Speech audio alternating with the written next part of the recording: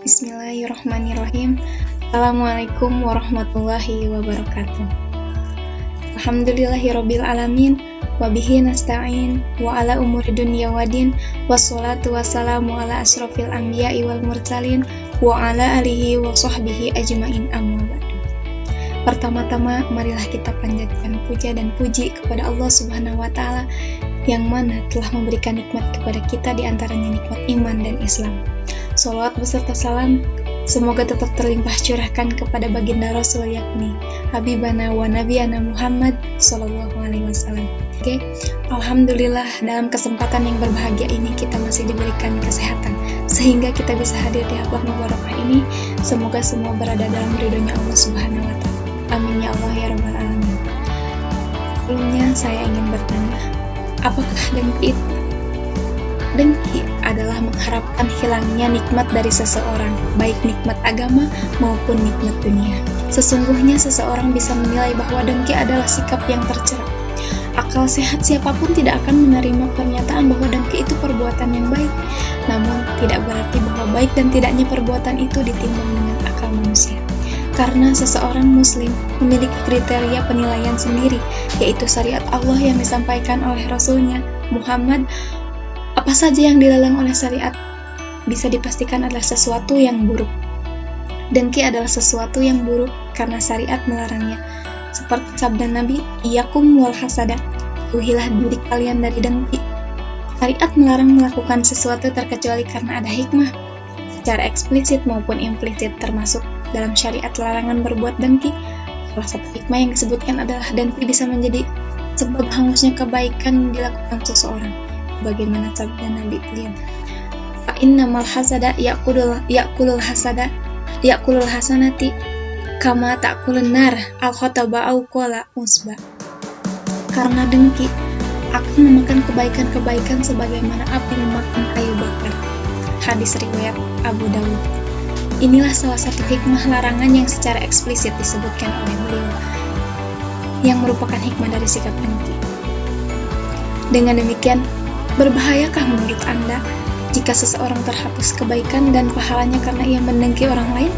Bukankah amal soleh seseorang yang dilakukan di dunia merupakan bekal yang memberikan manfaat kepadanya saat menghadap Allah?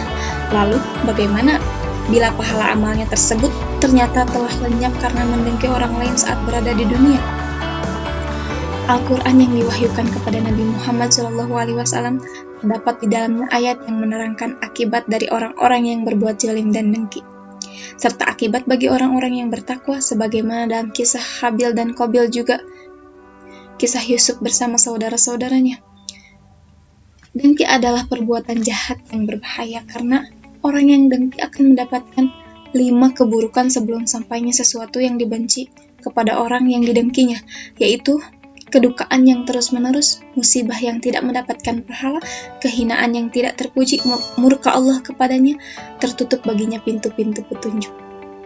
Hadirin rahimakumullah, mungkin Anda bertanya, kenapa dengki bisa menghinggapi hati seseorang? Tentu ada faktor-faktor yang mendukungnya. Di antaranya faktor-faktor tersebut adalah yang pertama, pemusuhan dan kebencian. Permusuhan dan kebencian merupakan faktor pemicu munculnya kedengkian. Biasanya orang yang disakiti oleh orang lain karena sesuatu hal akan menimbulkan ketidaksukaan dalam hatinya, sehingga lahirlah di dalam dirinya kedengkian. Kemudian, kedengkian itu akan menimbulkan sikap balas dendam. Jika orang yang tidak disukainya tertimpa musibah, maka ia akan merasa senang, dan sebaliknya jika orang tersebut mendapat kebahagiaan, maka ia akan bersedih. Yang kedua adalah kesombongan. Sombongan pun menjadi faktor munculnya kedengkian. Kedengkian orang-orang kafir terhadap Rasulullah adalah kedengkian semacam ini. Sebagaimana firman Allah Ta'ala yang artinya, dan mereka berkata, mengapa Al-Quran ini tidak diturunkan kepada seseorang yang besar di antara salah satu dari 2 negeri, yaitu Mekah dan Taif ini. Quran Surat Al-Zukhruf ayat 31. Allah Ta'ala juga berfirman, yang artinya, dan sesungguhnya jika kamu sekalian mentaati manusia yang seperti kamu, niscaya bila demikian kamu benar-benar menjadi orang-orang yang merugi. Quran Surat Al-Mu'minun ayat 47. Ayat ini menerangkan bahwa orang-orang kafir itu sombong karena tidak mengakui kerasulan yang datang kepada manusia biasa seperti mereka, maka mereka dengki terhadap para rasul Allah. dan yang ketiga yaitu cinta kepemimpinan dan ketenaran.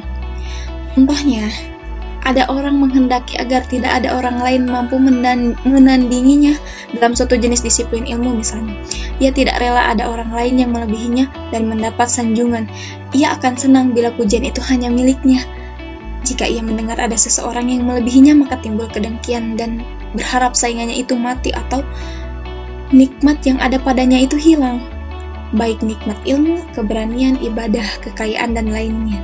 Semua ini timbul karena sikap ingin memimpin dan tidak mau terkalahkan.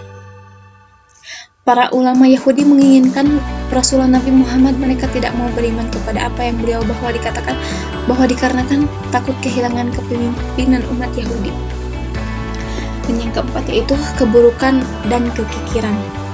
Ada sebagian manusia yang tidak menyibukkan diri dengan kekuasaan dan juga tidak sombong, akan tetapi jika diceritakan kepadanya tentang kebaikan salah seorang hamba Allah karena nikmat yang dianugerahkannya kepadanya, maka dadanya akan terasa sesak. Dan bila diceritakan tentang penderitaan seseorang, maka berita itu akan menggembirakan hatinya. Dengan demikian, ia adalah manusia yang kikir dengan nikmat Allah. Seakan-akan nikmat itu diambil dari lemarinya, dan seakan-akan nikmat itu adalah miliknya. Hanya itu yang dapat saya sampaikan. Mohon maaf apabila ada kesalahan dalam penyampaiannya. Wabillahi taufiq wal hidayah. Wassalamualaikum warahmatullahi wabarakatuh.